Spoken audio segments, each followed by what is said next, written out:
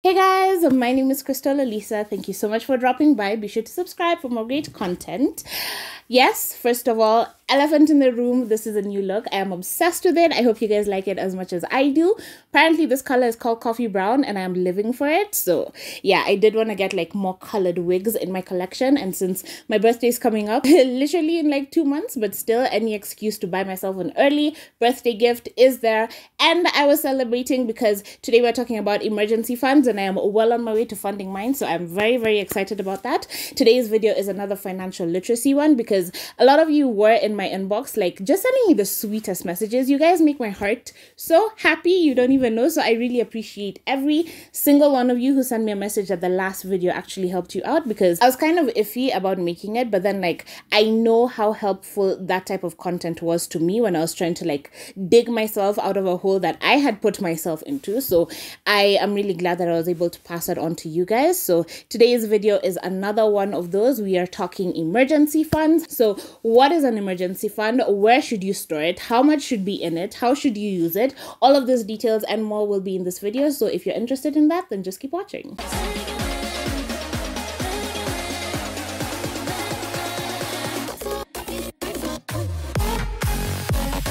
We are jumping straight into the video. Again, I do have notes on my laptop, but this time we're going to be doing it a little bit differently, because instead of showing you a screen recorder, because this doesn't necessarily need an app for you to understand it, I feel like me writing down actual notes is going to help you out more. So I'm going to be screen recording on my laptop and writing there, because I just don't have the right system, like the right setup to be doing like pen on paper and like recording that and talking to you guys at the same time. So yeah, we're going to be screen recording. I have notes as usual, but I'm just going to open up my laptop and we can proceed. And also I'm going to try really, really hard to make this video not as long as the last one. So just like, fingers crossed we're not here for 40 minutes. But then again, a lot of you said you didn't even notice it was 40 minutes long. So I'm really glad like it was helpful and that this can become like a regular thing on my channel, because financial literacy is so important. Like even just to your general happiness. You know, when you're not reaching into your bag hoping there's money, but you're reaching in because you have budgeted, because you have put money aside for whatever you're spending. It's like a whole new level of feel good. So I think that's the happiness that people say money buys. A topic like this is so important that I don't want to miss out on any one thing. So I just have like a conversation flower to show me how this thing should go. So yeah, that is what I'm looking at right now. I'll start showing you the screen recording once I actually start writing things down. But basically, we begin by discussing what is an emergency fund. So an emergency fund is your rainy day fund. It's your literally in case of emergency, break this glass and like pull out the money from there. That's what it is. It doesn't mean necessarily that you know an emergency is coming up. Like for example, you have someone's birthday coming up next month. That's not an emergency because that's something you knew about beforehand and you had time to plan for with sinking funds, which is its own video. Again, I think I briefly explained what it was in the previous video, but that is not an emergency. An emergency is you're driving and your car dies in the middle of the road, which happened to me recently, and it's terrifying. And if you have the funds to sort that out immediately, the better, right? So an emergency is, God forbid, your house burns down and you need somewhere to live as you're figuring out next steps, right? The safest way to think about it is an emergency fund is, what if you got fired tomorrow? How would you survive? That's why the basic standard of an emergency fund is 3 to 6 months of your cost of living saved. So not your income. Like from my previous video, we agreed that my salary would be 50,000 shillings. I saw a couple of people voted for me to use a lower salary and a higher salary, but honestly at a lower salary you're gonna see what my emergency situation would be, and I think that would apply even to like a regular lower salary situation. Versus a higher income, I would keep my lifestyle exactly the same and just save everything else on top of it, right? So whether I'm making 50,000 or 70,000 or 100,000, my base expenses remain 24,000 as we figured out in my previous video, and everything else just goes into savings, goes into investments, maybe a little bit more wiggle room in like my personal spend money, but then like not much, you know? You have to keep your financial goals in mind. So I don't want to retire when I'm 65. So if I spend my full 70,000 salary, then that's 100% what's going to happen. If at all I've been smart enough to save for retirement, or you could just be one of those people, and there's so many of them. I feel like we all have relatives who are just unable to retire because they don't have anything to fall back on. So I have goals. I want to retire by the time I'm like 40, literally. So yeah, everything else just goes into savings, and my goal is to live as minimally as possible based on my income. So emergency fund, 3 to 6 months of your expenses. Yeah, so me with my 50,000 salary, in quotes, I would not have 3 to 6 months of 50,000 saved. That doesn't make any sense because that is way, way, way more than my expenses. So my expenses being 24,000, a 3-month emergency fund, just rounding it up to 25, would be 75,000. 6 months, double that. And some people do a year emergency fund because they want the flexibility of being able to like quit their job and like relax for a year. But I feel like with the Kenyan job market, we don't really take those risks, you know? So yeah, 3 to 6 months or whatever amount of time you think it would take you to find another job. So again, like I said, the Kenyan job market is literally just God's grace, right? So I would use the 3 to 6 months as a bare minimum and then use investments to like generate passive income, but that's like a larger conversation. Again, I'm trying not to go on too many tangents just so that it's not confusing. But what is an emergency fund? 3 to 6 months of living expenses saved. Okay, so why should you have an emergency fund? Like, what would an emergency fund be used for? An emergency fund is if tomorrow you go to the office and you're being told the job is over, the job is finished, right? And I feel like during this corona period, a lot of people have been shoved into that emergency unexpectedly. So an emergency is something you cannot predict, you cannot expect. Not that you know your car is going to need service next month, so that is an emergency. No. So that you know that you're going to need to buy food at the end of this month, it's an emergency. No. So you know birthdays and Christmas is coming up, so I want to buy people presents. That's not an emergency. That's something you were forewarned about. An emergency is like, imagine if you own your own house and then the roof starts leaking. That's something that is entirely on you to fix. This is why there's like pros and cons to like renting, because if your roof starts leaking now, you just call your landlord and you're like, yo, what's up? Like, what's going on? You know, like fix this. But then if it's your own house, then that is entirely on you. So you need a bigger emergency for that versus a renter who has someone to just call, right? So if a pipe bursts in my bathroom, which it has actually burst and flooded my entire bedroom, and I just called the landlord to fix it. It was an emergency for me because it was an unexpected expense. So my electronics used to be on the floor and they all got flooded and they all got ruined. So I had to replace a couple of things. That was an emergency because it was an unexpected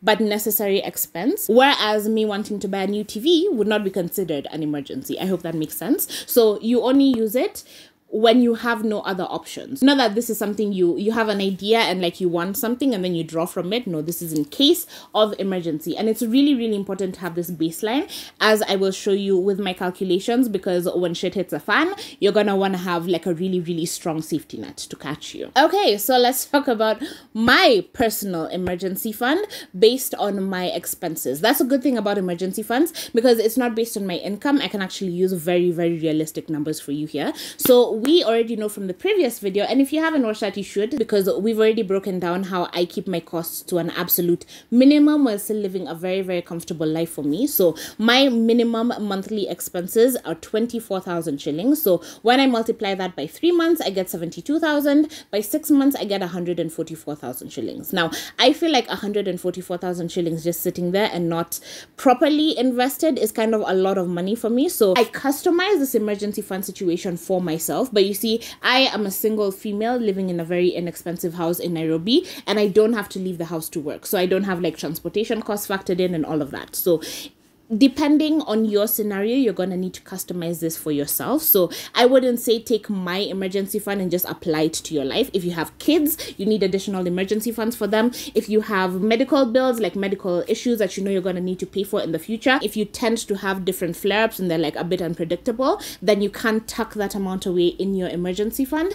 If you just depending on your situation, like if your living situation is not secure, that means you need to buff up your emergency fund because you need a bigger safety net. So based on my situation, based on my lifestyle and my experience in life, basically, and also based on my potential support system. So I know that when shit hits the fan, I don't actually have to go it alone, right? So if you don't have parents you can turn to, siblings you can turn to, cousins, aunts, uncles, people who would be willing to help you out, then I would definitely buff up that emergency fund like the most, you know? So my emergency fund is built for me to be very self-sufficient. I hate like leaning on people because then I am imposing on their lives and I don't feel like that's fair because I had the opportunity to prepare myself for my emergency. But you know, I mean, no one is an island as much as I'd like to be. I don't know how to say this without like encouraging you to be a burden on other people. Like I feel like it's very important that you are able to be self-sufficient, to take care of yourself. Like I would hate to be that person that says, oh my gosh, in my 20s I used to go and drop money on this and money on this and money on this. Like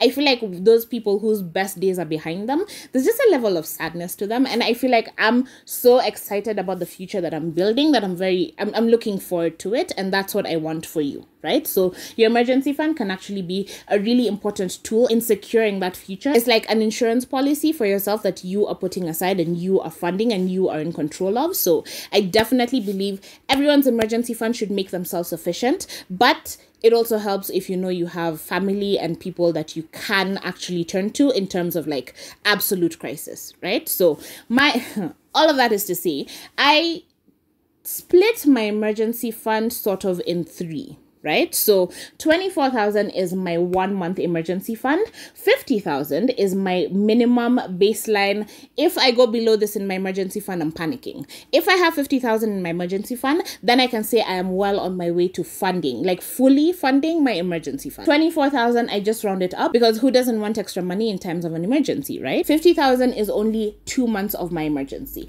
Now I do this because technically my emergency fund is a 4-month emergency fund. So it's supposed to be 3 to 6 months, but then because I have multiple sources of income, so I don't necessarily have to rely on one job. Okay, so we're discussing my income a little bit, and that makes me very uncomfortable. But then I don't just have the one source of income, so I am able to comfortably keep a 4-month emergency fund, knowing that at the end of the month, if this fails, that will work. If that fails, that will work. If that fails, that will work. Like, you have to sort of build side hustles, and I feel like that's what being on this journey sort of teaches you. That's exactly what I picked up from Dave Ramsey. Is, like I said, when I bought my fridge, in my previous video, I talked about my fridge, right? So when I was planning to buy my fridge, I had saved money that I had literally got an extra job. So I was actually building a website for someone. I was taking product images for someone else. I was managing someone else's social media. Like, I did a bunch of different side hustles to like bring in extra cash on top of whatever I already have. And then I looked around my house and saw, what can I sell? So obviously I wanted a big fridge. So the 2 little fridges that I had in my original house tour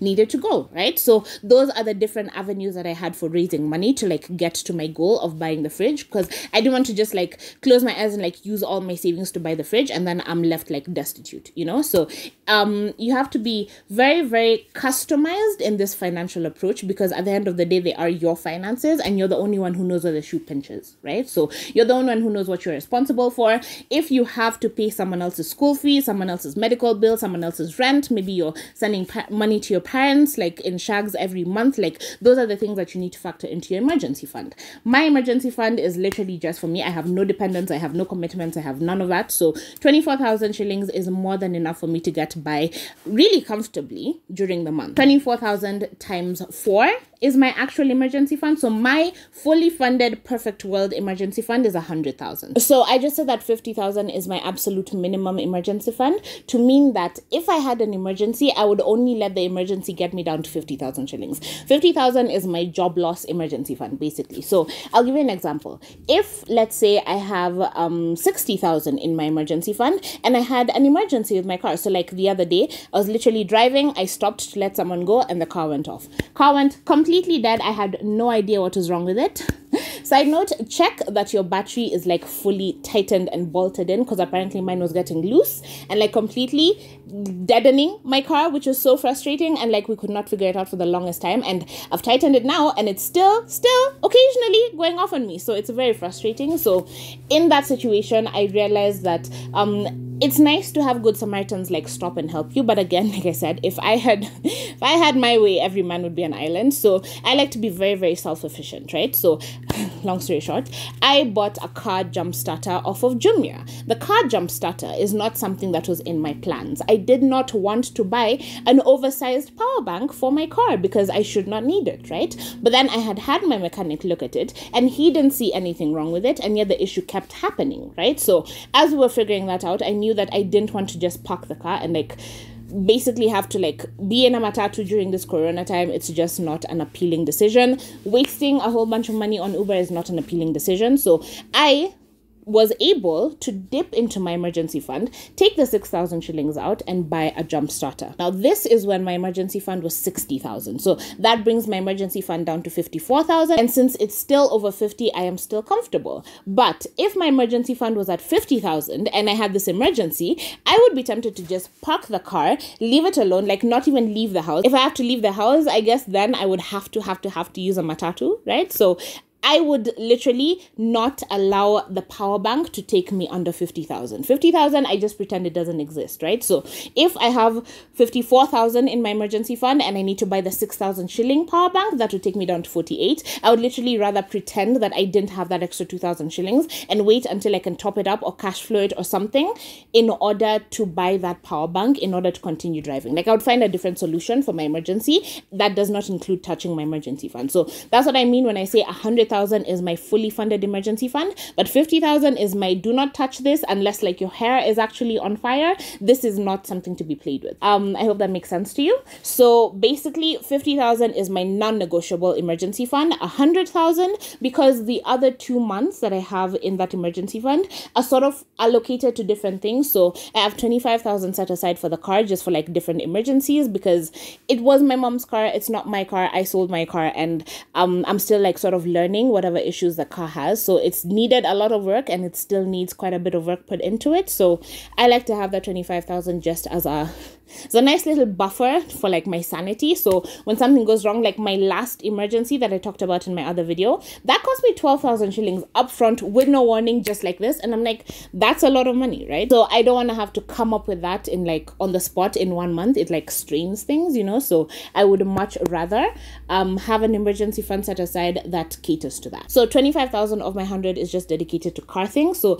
that brings us up to 75. The other 25 is for something that I am responsible for, and it caters for it basically. So in case I'm called and there's an emergency here, there's an emergency there, that other 25 caters for that. But altogether the 50 and the 25 and the 25 make up my 100,000 shilling emergency fund. That is a number I am comfortable with because I take all that money, put it into money markets and don't touch it. So even as it's sitting there, it's still earning me 10% per annum, which is a really good number.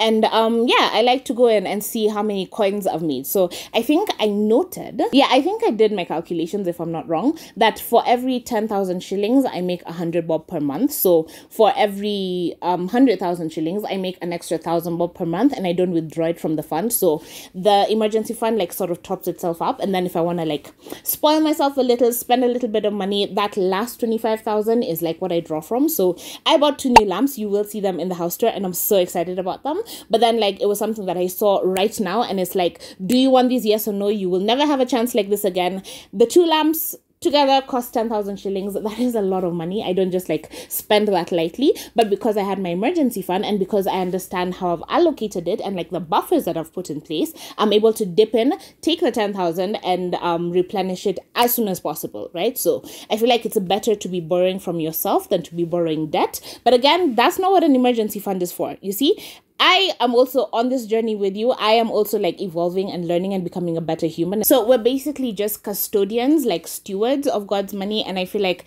using it as responsibly as we can while still giving back to our communities and like being positive impacts in people's lives, that's like the best way to do it, right? So I am a bit more flexible with that final 25,000 just because I know the types of demands that can be put on it, and that is more than enough to cover them, and also those demands are not regularly put on it. So it is the only pocket of my emergency fund that I'm okay sort of like messing around with it, but technically 75,000 is what's like locked away, throw away the key, forget about it, doesn't exist until I have a car emergency, then I can dip into it. But yeah, that is my personal situation. That is my customized situation with my emergency fund because I understand the larger scope of my finances, right? I know that my monthly costs are lower than my lowest source of income. So even if I lost all the other ones, the lowest one would be able to like get me through the month. So I would still not need to touch my emergency fund even if like my work ended tomorrow, you know, God forbid, God forbid. God forbid. But yeah, basically that's just like an overview of my situation. But then I wanted to do a real like proper breakdown with you just so that you can understand how to maneuver and like be flexible with your emergency fund in case you need to extend it and expand it. So that's what the writing part is going to be about. Okay, so we are officially recording. I'm just going to give you a really quick overview of my notes here. Again, I think I gave you a screenshot of my budgeting notes and you can see how thorough they were. So yeah, this is just my scribbling on this laptop. But yeah, so what is an emergency fund? We've already covered that. The monthly cost of living, 24,000 is what I am very comfortable with. 3 to 6 months, 24 times 3 is 72. 24 times 6 is 144,000. I'm not talking about investments because I don't want you thinking I'm trying to sell you on something. But basically where I'm invested like properly is more than 10%. That's why I don't want too much of my money just sitting in a 10% account. Easily accessible because I know myself and I know that I have a shopping problem, and I know that when I get sad, I shop to make myself happy. So yeah, some degree of control has to be exercised, and 144 just seems excessive to be sitting at 10% when it could be making a bit more. My personal emergency fund, 50,000 is my happy place. Again, you can see I've written custom, so you have to figure out what your emergency fund is for you and then work based on that. So 50,000 plus 25,000 for incidentals, that's for whatever it is that I'm responsible for, and then 25,000 like car buffer basically. So I love how I've written random shopping or to top up investments. Oh yes, so I haven't talked about that because I'm not really talking about investments, but this is 25,000. Basically, minimum investment for what I'm invested in is 100,000. So if maybe this month I have 78, then I can dip into my emergency fund and like top it up to 100 and then top up my emergency fund. So that is why my emergency fund is a bit more flexible. But then for your emergency fund, I would say put it aside and forget about it until you're in a better, like a more secure financial position. So yeah, my total is 100,000. And emergency case, God forbid. So I'm just going to start a new screen so we can actually write this out together. So, emergency fund. Again, please don't judge my handwriting because I'm just writing this in a hurry. These are scribbles, right? So, emergency fund, 100,000 shilling. The way this emergency fund is going to work, we're not going to count any like final paychecks or like severance pays or whatever it is you may get. This is just like, God forbid, like scorched earth emergency fund, like it has come out of nowhere and you have to prepare today, right? So if you were me, if you were in my life, in my particular situation, how would you handle this? And maybe if you hear how I would like downgrade my lifestyle and like liquidate my life, basically, maybe it will give you ideas on what you can sell or what you can get rid of, on the changes that you can make in order to accommodate this new phase of your life as you just hold on until you get another job, basically, or you start a business that starts doing really well, right? So if I got fired today, God forbid, I literally have to add God forbid to that because I am not emotionally prepared for that conversation, right? But so 100,000 shillings is all I have to my name today, right? So if I had to start over again from today, step one would be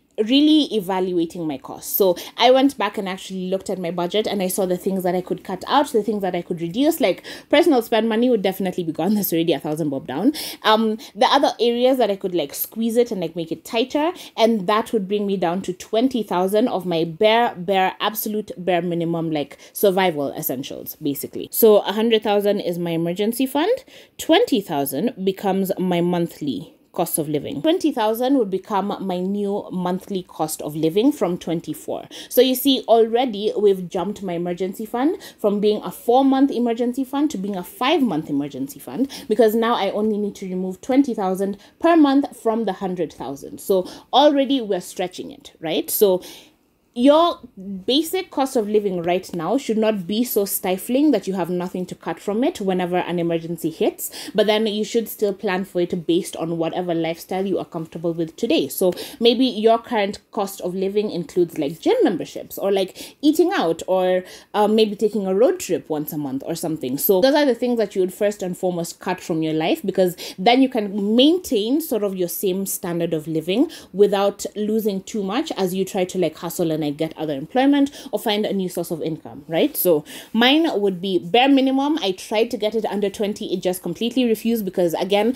the largest chunk of that is my rent. So that's 14,000 shillings. So 20 is already being very, very reasonable. Just only spending 6,000 on electricity, internet because I needed to find a job, food, basically, some transportation. Like the absolute least that I can spend in a month is 6,000 on top of the rent. Okay, so 20,000. Now, I would only give myself a maximum of 2 months to find new employment. That means this 20,000 is going to be spent twice. That brings us down to 60,000 in our emergency fund. I'm just gonna write EF. 2 months of trying to find employment that can at least keep us at the same salary, if not higher, right? So maybe you're firing, maybe this firing that I go through would be a blessing in disguise, and maybe I get a job that pays me more. Amazing. Keep my lifestyle costs still low and just save the top balance.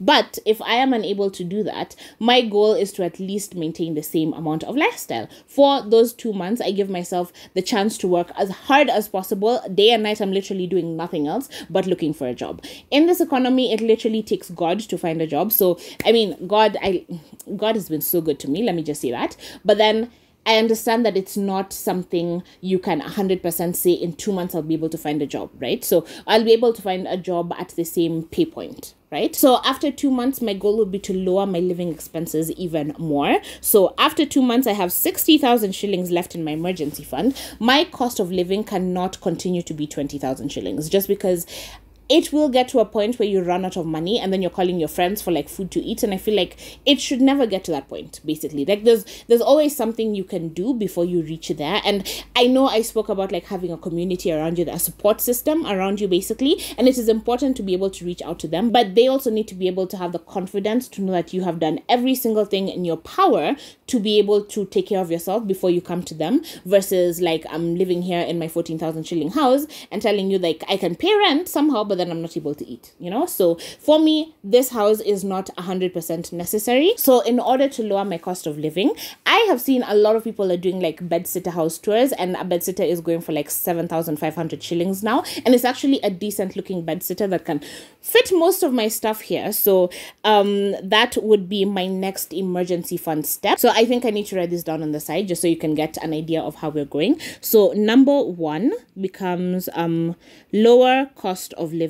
Okay, so we're going to call the second lifestyle / downsizing. So that's what I'm going to write here. What do I mean by this? This means I can no longer afford to pay 14,000 shillings in rent because I have no income coming in and I have a very limited amount of resources to draw from, right? So we have 60,000 shillings left.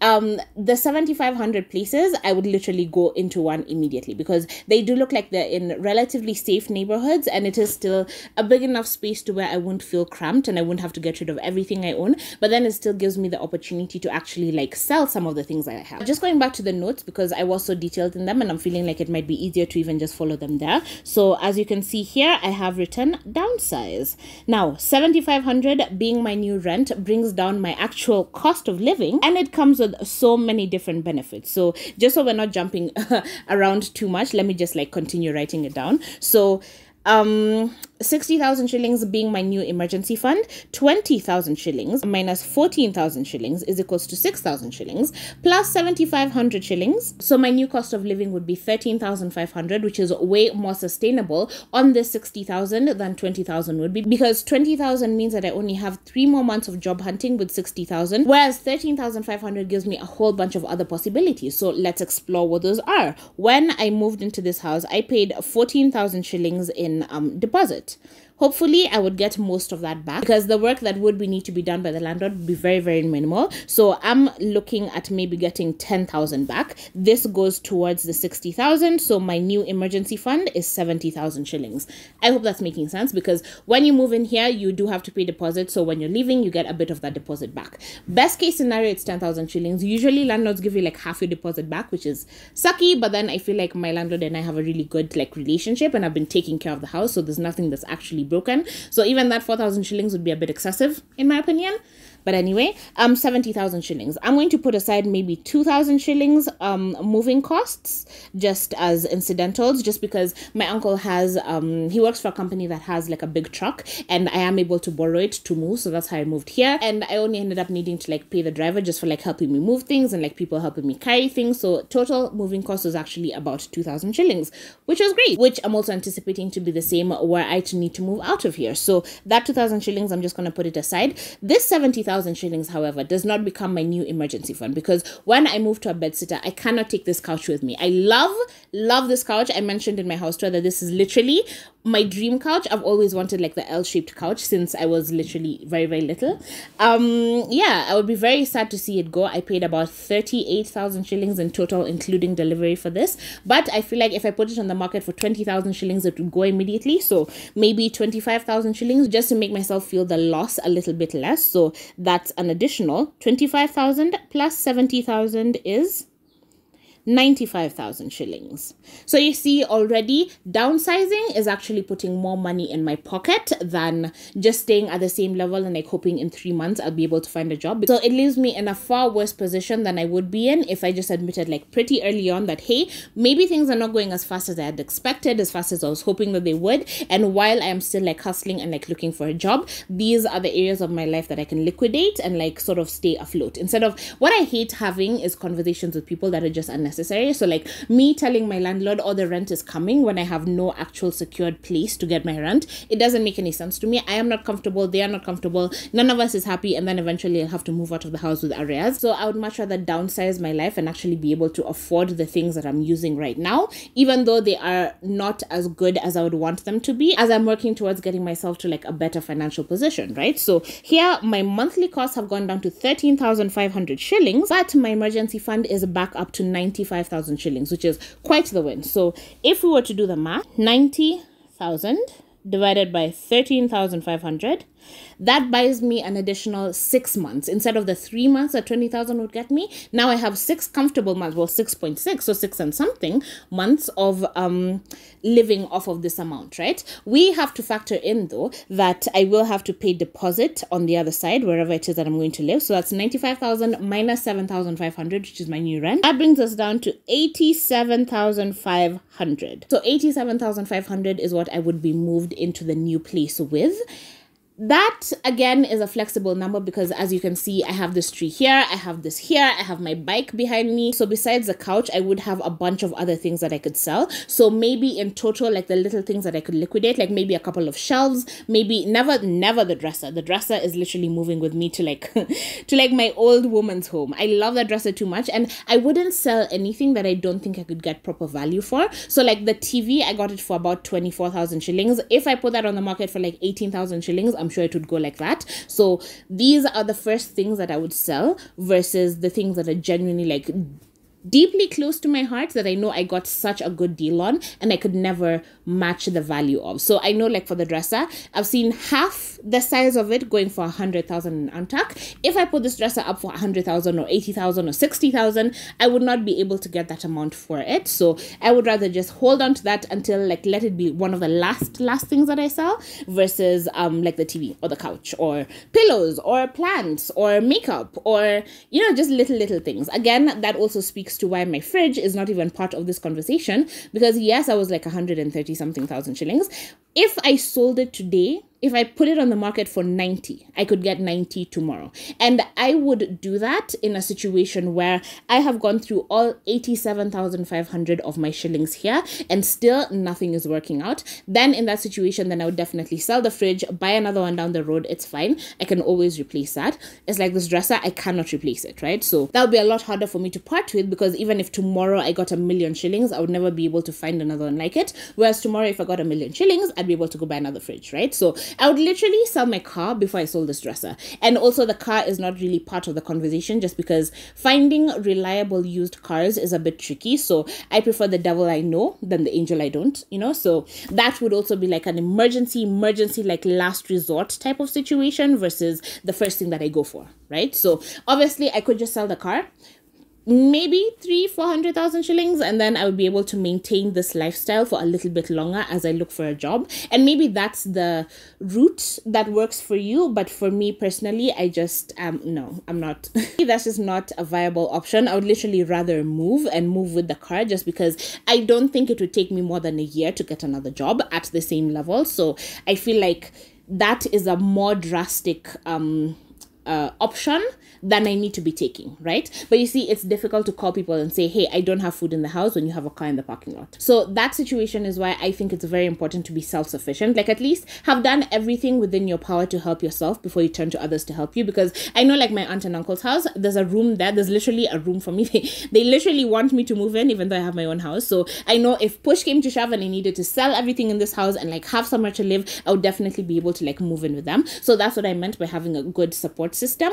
But at the same time, you don't want to put unnecessary pressure on that support system, because then the day that you need them, you've already been drawing and drawing and drawing from it. So by the time a real true like emergency where you need them comes in, then they might be tired. You know, like people are human, right? So people get tired of being constantly asked for things and constantly being taken from. So you need to pick your battles, basically, is my point. So back to the pre-written one. So if job not found yet, downsize, we've discussed that. New rent, 7,500 shillings, we've discussed that. Getting back 14,000 deposit, adding it to all of that, we've discussed that. Oh, even my washing machine, we haven't discussed it. I can go back to hand washing for a few months, although I would also be hesitant to sell that, just because I noticed Benetton isn't really on Jumia anymore and I don't know where else to get it. So I feel like getting as good a deal on a washing machine in the future as I did on that one would be a bit tricky. So you see, those are the things that I would be hesitant to let go of, versus something else that if I got 1,000,000 shillings tomorrow, I could just replace it like that. So actually, since you have seen my house tour and you've actually seen literally everything that is in my house, I feel like it could be very constructive for us to go through a list of the things that I would sell versus the things that I would never sell. So I'm going to write not sell here, sell here. So I would not sell my dresser, my large beautiful dresser that is holding up my television. I would not sell that. I would not sell my microwave, just because I feel like some things are necessary for me to have like a certain quality of life that I am happy with, because even when I'm living in the 7,500 place, I don't want it to be there and I don't want to be living there and feel like I'm being punished, like everything has changed too much, everything is too drastic. Like I still want to ease myself into being able to maintain a life that I enjoy and that I like, even as I am hustling and like trying to get other employment, right? So I would never sell my microwave just because it's so easy to use. Like it just makes my life so much easier, you know? So I would actually move with my fridge, but eventually end up selling my fridge if push came to shove. But yeah, let's complete the not sell list first, right? So microwave, oven. I would not sell my oven just because I feel like, again, I'm able to make things that I love, that I deeply enjoy in that oven, and I would not give that up for anything. So I do feel like I would sell my fridge if push came to shove. Like if I really had to, that would be the last thing that I sell. I would sell my fridge, but then I would buy a deep freezer. So I would sell my fridge for maybe 90,000, and then about 22 of that 1,000 would be spent on buying a deep freezer, just so that I can continue with my meal prep and my bulk freezing of things without feeling like my life is too stifled, because I don't want it to be something that I take any job just because I'm looking for that paycheck to be able to move back to a 1-bedroom place and like redo my life basically. So even my downsized life still needs to be something that I enjoy living and not like life that I'm getting through, you know? So I guess that's the perspective that I want you to have on it, that even if we are downsizing and like lowering our costs of living, this is still the only life that you get, and you'll only be this age that you are once, and once it's gone, it's gone. So you might as well find the things that you enjoy and like keep those close and like embrace those, and not necessarily, because money isn't everything. So I wouldn't give up everything for money. I hope that makes sense. I would never sell my bed. My bed is super comfortable. I got such a good deal on it. I have an orthopedic mattress, so the comfort level there is amazing. Even when I sleep at other people's houses, like I'm just missing my bed basically. So my bed would never go, but my dressers, my the shelves and my other little storage units might. So I'm just going to add shelves here. Couch, we've already discussed me selling it. The bike, we've already discussed me selling it. My plants, I might keep one, but I'll definitely sell like a bunch of them, just like top up the funds, you know. But then these are things that I can move with there and like be selling one at a time if I see like my emergency fund is dipping a bit too low. But again, I wouldn't just get rid of everything, because I am still trying to enjoy the one and only life that I have, right? So my rocking chair, again, is something that I would never ever sell, just because I know how good a deal I got on it. I think I paid, was it 1,500 or 2,500 for this chair? And this chair, literally every other post that I've ever seen with a rocking chair is like 11,000, 22,000 shillings. So I could sell it and like even make a profit off of that sale, but then I feel like replacing it would be a bit of a nightmare. So I'd rather just keep it and like, you know, enjoy it, have somewhere to rock when I'm feeling a bit sad or whatever. So yeah, so I'm just gonna put like fictional numbers that I think I could get for the things that I would be willing to sell. So like my ring light, I need it for making videos. Sitting down and like chatting with you guys makes me really happy, so I would not give that up. So would not sell my ring light, would not sell my camera. Like that's not even like negotiable, you know. So we've already said 90,000 for the fridge. The shelves and all of these little bits, I would say maybe I could get 6,000 for them. The couch, we've said 25,000 is like probably the minimum that I would take. The bike, 20,000 minimum that I would take. The plants, maybe I could get 4,000 for them. Maybe. The 2 lamps that I just got, I would not sell them because replacing those is basically impossible. So I'm just going to add them here. Lamps, and I've been looking for like floor lamps for the longest time, so for me to just get them and then like go backwards, this doesn't make any sense for me personally. So this is an additional 55,000 shillings that I've found just literally lying around in my house, so that's very exciting because then I'll add that to the 87,500 and I will have 142,500 shillings. So you see, it looked really dire when I was spending 20,000 a month and I got down to only having 60,000 shillings left. But then based on really smart choices and like downsizing and actually being intentional about the way that I live basically and the things that I keep around me and the things that I sell, I've already managed to raise 142,000 shillings fictionally. This is all like pulling it out of the air, but then you can see practically where the money would come from. So this couch, I'm sitting on it. It's not something I'm saying if I had a couch I would sell it. No, this beautiful baby behind me is what I would sell for 25,000 shillings. So that is how you basically look around your house. And can I just mention that this is the same intensity you have when you're getting out of debt. You will look around your house and be like, what do I need? What do I not need? What can I replace at a later date when I'm in a better financial situation, right? So the couch, easily replaceable. I get 1,000,000 shillings tomorrow. I can go and have them make 10 other couches like this, right? But then like my living situation, I literally should not wait until I'm about to be homeless for me to do something about it, right? So I feel like putting my landlord in an awkward position of saying like, oh, Crystal is 3 months late on her rent. Like that's a bit crazy. So I don't think that is worthwhile. I don't even think that's good for you, like mentally, emotionally, because already you've lost your job. You're already feeling a bit like lost in that area of your life. You don't want to allow other areas of your life to add pressure to you. So you'd rather take control of those areas. And I feel like being in control of those areas will give you the confidence that you need even as you're looking for a job. So you're not going to come to like a job interview and be completely frazzled and not really know what you're saying. You're going to have the confidence of knowing, even if I don't get this one, I have food to eat. I have a plan that is seeing me through the situation. And I am confident that this is just a season in life and it will pass. So, oh yes, another thing I wanted to mention. I think the elephant in the room is all these lovely clothes that I have. So I feel like if I saw that this job hunt thing is just not working out, then I would literally go into business. And I love thrift Instagram shops. I genuinely adore them. So I feel like if I took every single thing in my closet and sold it for like 300 or 500 shillings, I would be able to make a small fortune, literally, because I have way too many things. So yeah, I feel like that's another avenue of business that I would explore. So I'm just gonna write here, business, selling clothes.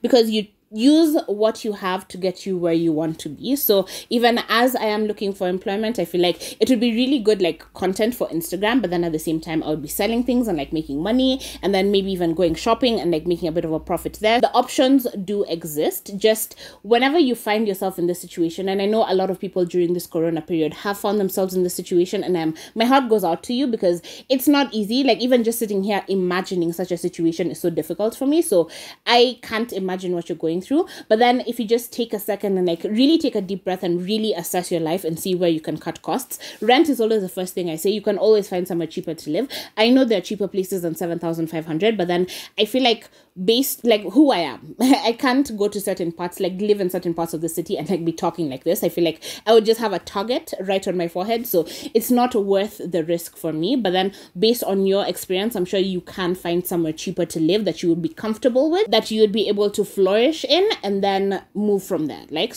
use that as your jump off point. So I mentioned that I could probably go live with my aunt and she'd be fine with it, but then I would have to give up literally everything that I own, and I'm not going to be fine with that. So I would literally feel like I'm a teenager again, and it's not empowering for me as I go out into the job market to look for a job. I think it would make it more difficult for me to be successful in my job hunt. But then for you have to look at your own situation. You cannot just standardize this thing and like say, oh, this is Crystal's emergency fund and this is Crystal's emergency plan, and I need to apply this to my life. No, this is just to give you ideas on where to look, what to liquidate, how to downsize, and how to get through the season, because Corona has really messed with a lot of people, and I'm trying to give back as much as I can, but then there's only so much you can do, right? So it's important that everyone is aware of how to help themselves and like the steps that they should be taking, and that they do take those steps in order to get through on the other side of Corona